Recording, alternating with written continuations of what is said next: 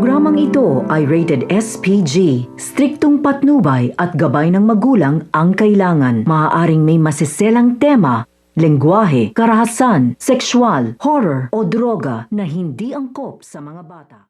Nagiging lalong desperada na nga itong si Josa dahil sa kagustuhan nga niya na makuha ang baby na napulot nga niya sa Apex. Dahil ngayon nga narinig at naramdaman na nga niya na kukunin na nga ng tunay na ina nga ito nga pinangalanan niya na nga na si Joshua at anak na nga raw niya ito.